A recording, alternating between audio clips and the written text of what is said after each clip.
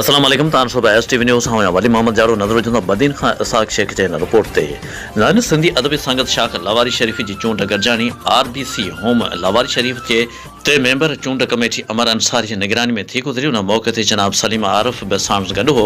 उन गरजानी में मेंबर्स जे इतफाक राय सां साल 2022 लाइ सेक्रेटरी लाइ साइल मेमण, काउंसिल लाइ रहीम बख्श चना, जॉइंट सेक्रेटरी लाइ मौला बख्श चना, खजानची लाइ गुलाम अकबर चूणे जो, ऑडिटर लाइ फतेहुल्लाह फिदा चूणे जो खे मुंतखब कयो वियो।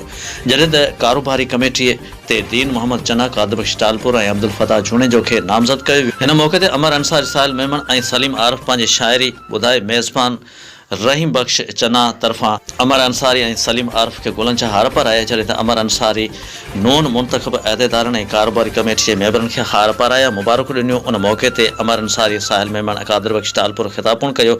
अमर अंसारी ख़िताब में नए चूंडियल पार्टी जे नालनि जो ऐलान पिणु कयो। तनज़ीमी मेंबरनि जे नज़म व ज़ब्त खे साराहियो। कादर बख्श टालपुर पंहिंजे ख़िताब में चयो त हिते सिंधी अदबी संगत जी क़याम ऐं वाधारे लाइ साहिल मेमण, रहीम बख्श चना जूं महिनतूं ऐं कोशिशूं साराह जोॻियूं आहिनि।